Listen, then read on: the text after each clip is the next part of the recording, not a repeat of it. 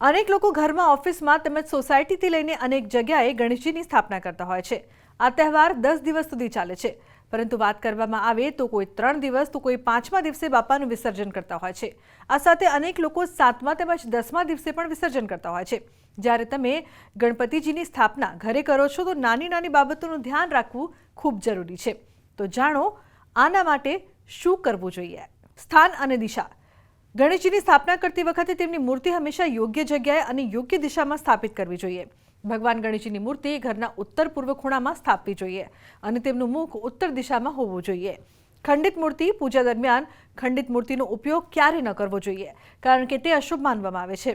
જો ઘરે લાવતી વખતે અન્ય કોઈ કારણોસર મૂર્તિ તૂટી જાય તો એ મૂર્તિની સ્થાપના ન કરવી। તુલસીના પાન ગણેશજીને ક્યારે ન ચડાવવા। ગણેશજીને ક્યારે તુલસીના પાન અર્પિત ન કરવા જોઈએ। ગણેશજીને દુર્વા ઘાસ અને ગલગોટાના ફૂલ અતિ પ્રિય છે, તેથી તેમની પૂજામાં તુલસી અને કેતકીના ફૂલો ન રાખવા જોઈએ। ઘર ખાલી ન રાખવું। ગણેશ સ્થાપનાનો એક મહત્વનો નિયમ છે કે મૂર્તિ સ્થાપના કર્યા બાદ ઘર ખાલી ન મૂકવું। ગણેશજીને સન્માનથી ઘરમાં આમંત્રિત કરવામાં આવે છે, તેથી હંમેશા ઘરમાં કોઈ ને કોઈ વ્યક્તિ તેમની સાથે હોવી જોઈએ। બ્રહ્મચાર્યનું પાલન। ગણેશ સ્થાપના પછી ઘરના સભ્યોએ બ્રહ્મચાર્યનું પાલન કરવું જોઈએ, તેમજ ઘરમાં સંપૂર્ણ શુદ્ધતા જાળવવી અત્યંત આવશ્યક છે।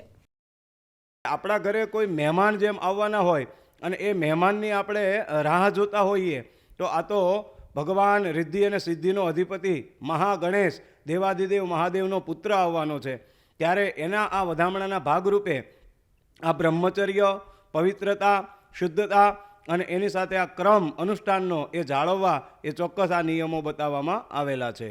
તો આજના અમારા આ અહેવાલમાં બસ આટલું। ફરી મળીશું એક નવી અને મહત્વપૂર્ણ જાણકારીની સાથે, પરંતુ આ વિડીયોને આપ ખાસ લાઇક કરજો અને વધુમાં વધુ શેર પણ કરજો, જેથી જો આપના ઘરમાં પણ ગણેશ સ્થાપના કરવામાં આવી હોય તો આ નિયમોની જાણકારી લોકો સુધી પણ પહોંચી શકે। નમસ્કાર।